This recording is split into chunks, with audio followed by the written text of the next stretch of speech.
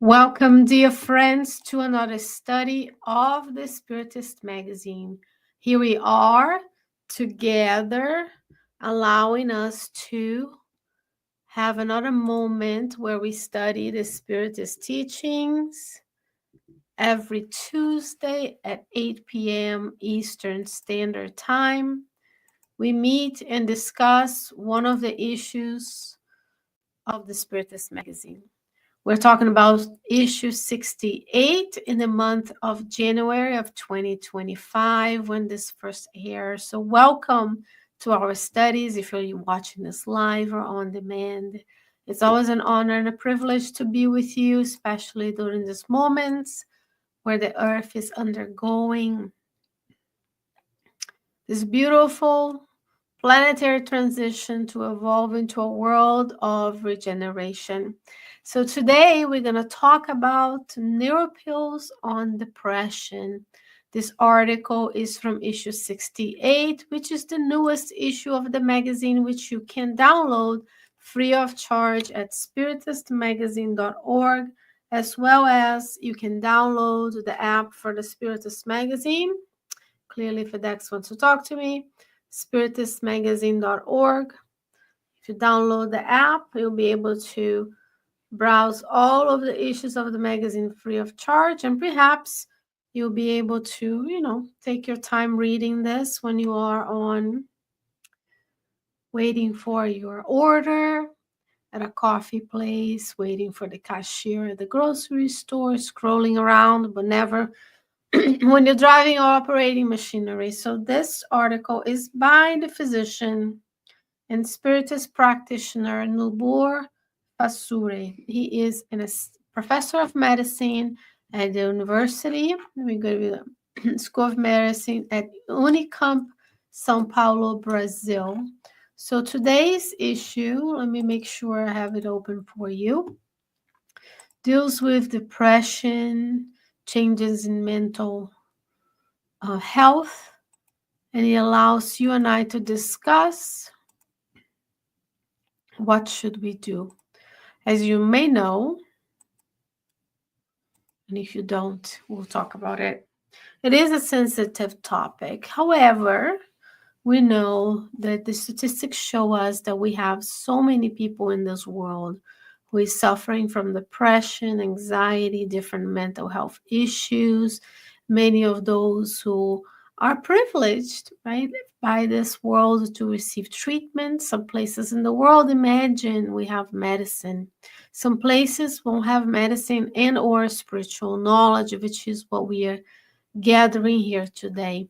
So in this article, we're going to talk about neuropills on depression and the effect of stabilizing neurotransmitters and the spiritist therapy on depression. Let me get this together so we can read the article with one another. So he writes, let me put it here. If someone joins us, they can join us and find the article. It says, every physical or mental activity has its corresponding neuronal activity in some area of the brain. So inside your scalp is your brain. And we know from neuroscience, neurology, neurosurgery, we have mapping mechanisms to know the different parts of our brains are responsible for different areas of activity and of stimulation and reaction to the environment as well. So every physical or mental activity. So when I move my hand, there is a corresponding area in the motor cortex that allows me to make this movement, which is voluntary. There are other areas of the brain that are corresponding to us breathing and heartbeat and kidney function and digestive function that we're not even aware of, for example. But notice he says mental activity. Everything that you think, that you imagine, that you observe, right? This is going to come very important later when we talk about antidotes to decline in mental health, for example. So he says, I really want to make this smaller so that we can only focus on one paragraph at a time. See how you can do this at your Spiritist center. I'm going to make myself smaller so it's larger for you. It has been proven that during phases of severe depression, the hippocampus loses neurons. And when antidepressants correct the chemistry of neurotransmitters, the hippocampus builds other neurons that will act to cure the depressive process. Let's digest it. So, the hippocampus is an area of your brain on the sides of your head, deep in behind the lobe here, where you have your temporal lobes, that is, for amongst other things, responsible for consolidation of memory, for example.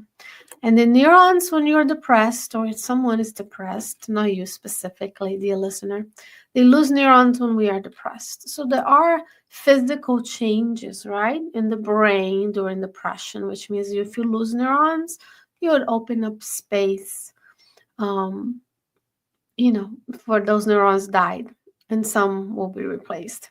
So when someone is taking antidepressants to correct the neurotransmitters in the brain, neurotransmitters are molecules that allow for the communication of one neuron with another neuron. Then the hippocampus builds other neurons will act to cure the depressive process. So if you were to be depressed or know someone who is depressed, we treat both the physical and the spiritual, and then we go to the psychological, right? Neurotransmitters, neurologists, psychiatrists can identify disease processes in the brain and the nervous system in general.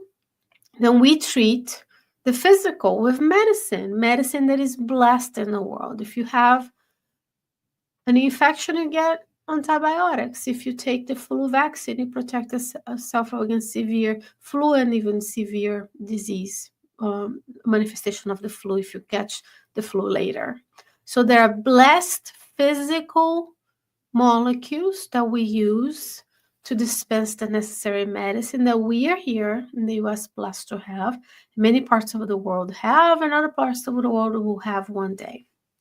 Then the hippocampus will build neurons. So some died, some were lost, and some will be rebuilt. So it's this constant renewal. This is what I want to bring to your attention as a neuroscientist myself.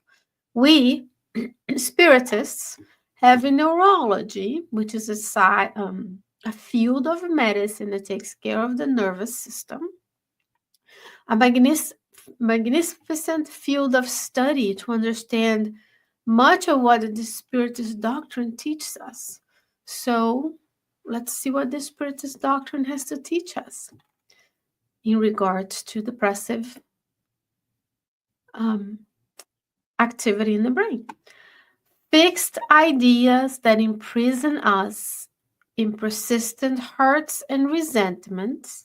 We all have these. Fixed ideas. I cannot stop thinking about the same thing. Those are imprisoning us in pain, hurts, and resentment towards ourselves, things we've done, towards others. They have a deleterious effect, negative effect on our brain. So what do you think? Your ideas that come from your spirit's mind imprint on the physical brain to have this negative, deleterious effect. And it is not good for us to maintain them for a long time. Why didn't Dr. Nubor said, don't think negative things? Not even Joanna de Angelis in the book Happy Life said that to us. And why is that different? That is because in the state of evolution that the spirits living on the earth, with rare exceptions,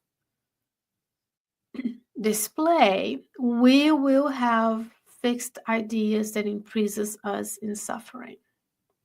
But he says, it's not good for us to have them for a long time. So when you first detect a negative thought, an idea, fixed idea, then we have to work to correct it.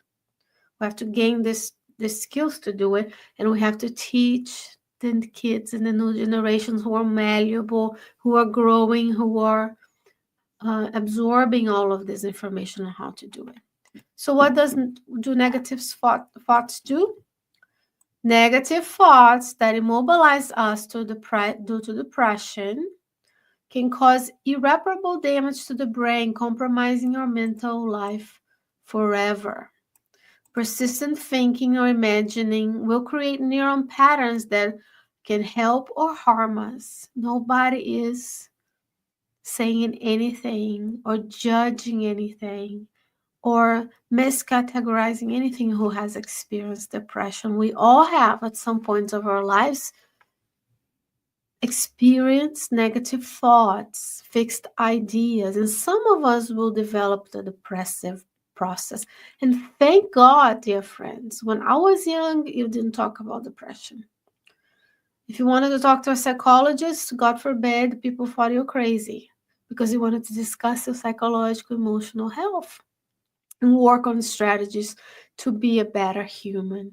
Nowadays, thank God, the newer generation is way more accepting, more open to talking about our struggles. And that allows us to learn from one another, to be compassionate and empathetic, to know that those people have the resources to thrive so we don't lose potential. So if you know someone who might be depressed, there are resources in your neighborhood. We need to reach out to those who suffer, and there's nothing wrong with it. Okay? So he's explaining to us the process of creating these patterns that will help or harm us. So what is your most current persistent thinking that you have today? Did you wake up this morning think life was beautiful? God was blessing us with one more day. You looked yourself in the mirror and said, what a beautiful child of God, whatever shape, form we have in this physical body. Most of us spend our days with negative, persistent thinking about our own selves and about others and about judging those who are in power instead of helping by change the persistent thinking to a pattern of helpfulness. Isn't that beautiful? So, prayer. Don't we all in Spiritism recommend prayer? Especially nowadays, these moments of planetary transition. We not only recommend, it should be mandatory to have prayers in the homes. Pray before you start your business meetings. You can pray without anybody knowing you're praying. It doesn't have to be a big thing. It can be all in your thoughts. Gospel at home for families to harmonize the environment, which starts with a prayer. Prayer is not only an immaterial message, it's not just me thinking. It also modifies the chemistry and functional structure of our neurons. So when we pray, we are changing the thought patterns. We are aligning with the good spirits. We are being humble to ask for help. We are recognizing the blessings in our lives, and we are adoring God for all that He has provided us in this life. So it is important to pray all the time. Learning new things, acquiring talents, practicing goodness. When was the last time? Because we need to make a list, and I don't have a single piece of paper with me. Pick up a list or write it on your phone. It's better if you write. While we still have that ability in the human race. Make 2 columns, negative, persistent thinking, and good thinking. And then every time you have a thought, write it down. Make a tally. And every time you notice a negative thought, you pray, God, please allow me to feel my mentor helping me modify this pattern. Because when was the last time you learned something new? People are like, no, I can't learn something new. When the computer changes, we all have issues, right? Acquiring talents, getting to have a profession, to speak a new language, to learn to do crafts, practicing goodness. How can you practice goodness in your life? Because you are one out of a billion incarnate beings on planet Earth. And then all of our 20 plus billion discarnate spirits living off of the earth. There is something just for you that God has reserved for you to do, some act of goodness that is for you. All of these expands the networks of connections between neurons, so they're more connected. When we are more connected, we have more resources, friend. Think about when you are in isolation, it's very difficult to be of help to ourselves and others because we don't have the resources. But when we are connected, so are our neurons. We're connected with one another. There's more areas of your brain that can be sourced for a certain activity. We are here to live in society, and that also applies to our physical cells. Our physical cells are in harmony. The brain does something, the arms do something, the heart does something, the lungs do something, the kidney do something. So it's very important that we think about expanding our network of connections. Surrender ourselves to vices. Who doesn't have vices in this world? This guy can be a vice when we can't stop spending time on social media, for example, sharing things that are not appropriate, propagating fake news, liking those who are spreading hatred. There's tons and tons of spirits doing this on the earth. Consolidating crimes, committing crimes of any kind, physical, spiritual, psychological. Revenge, right? When we think we're being wrong, then we want others to suffer because we suffered. We see a lot of this on our leaders this day. And it cannot be us because earth is not going to change until all of us change a little bit to the good.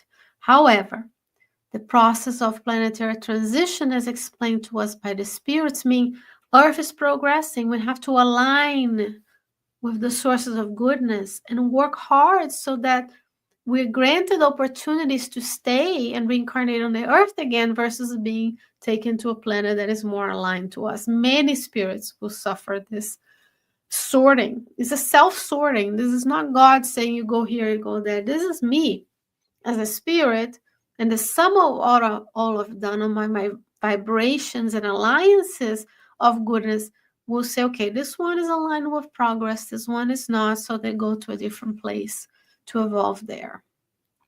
Demanding undue possessions. We want more. We want a bigger car, bigger house, this, and the other, right? Imposing opinions when we think only what we think is what matters.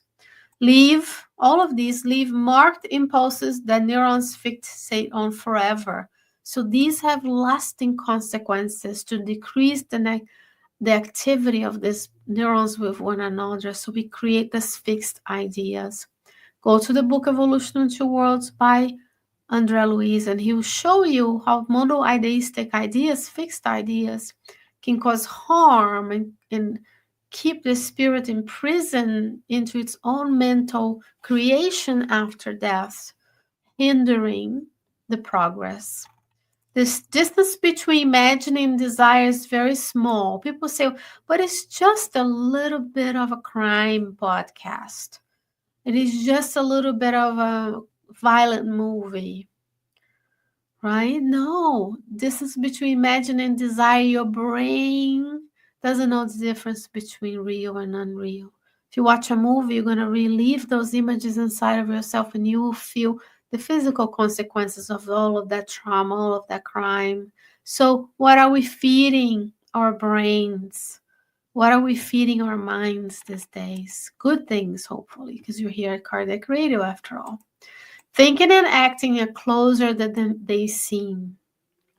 We need to review our hidden desires, our unfulfilled intentions, the small, disguised evils, the gestures of good intentions that have come to fruition, and the forgiveness that we insist on postponing, the help to others that is always put off. So that's yours and mine homework. What are our hidden desires? Do we desire power? Do we desire wealth? Do we desire money? What are my unfulfilled intentions? What is that I want that I can't get to? And then I make a plan to good things, right? Small disguised evils. So you do good when other people are watching, but if they're not watching, you take the resources from the work. Or we speed because it's only 5 over, right? But if everybody does, it's small, putting everybody at risk. The gestures of good intention that never come to fruition, the forgiveness that we insist on postponing. So who are those in our framework that we need to forgive? And that's what they're asking us to do. And the help to others that is always put off. So I don't go to the Spiritist Center to pray because I want passes and maybe they don't have. So it's all about me, not about others. I don't go to the volunteer because it's cold, but then I decide it's okay to exercise outside. Go to the park is fine when it's cold, but volunteering is not, for example. I could help the elderly neighbor, but then I know I'm on my way. I have my things to do. So those are the good things that we put off, we postpone. And what happens? He says, all of these attitudes are already imprinted on neurons in our brain and compromise us until they are resolved. So prayer, allowing this connection, and what else? Meditation signals a new patterns of connections in neurons that can be very beneficial to our mental life. So then you start with 30 seconds of silent meditation, then you go to a minute, and 3 minutes, 5 minutes, and all of a sudden you are at 30 minutes, which allows us to notice the thoughts, notice the reactions. There are many apps that can help with meditation, and always prayer. Because he says we should encourage its practice combined with prayers. So, prayer and meditation, looking at our hidden desires, the forgiveness that we postpone, the goodness that we are putting off, so that we can all grow and improve together. So, Dr. Nubor Facure is a Spiritist physician and faculty at the School of Medicine at Unicamp, São Paulo, Brazil. Dear friends, what a blessing to be with you today with the utmost faith in humanity and our potential to do the good and progress together, knowing that Christ is at the helm. If you know anybody who is experiencing depression, if you yourself experience depression, anxiety, there is help. The National Suicide Line, for example, 988 in the US and other countries have their own numbers. I encourage you to look for resources, talk to someone, and if you notice someone is struggling, please reach out to them. Reach out to them. Sometimes the phone calls, sometimes the text messages. When we are open to help others, the spirit mentors help them. The inspiration that comes to reach out to those who are in need will arrive, and the opportunities of service will be there. Dear friends, what a blessed day to be together. I hope that God will grant us another opportunity of being with the joy, being together joyfully, studying, and trying to apply the teachings of the Spiritist magazine. Please stay well, stay safe, and I hope to see you soon. Bye-bye.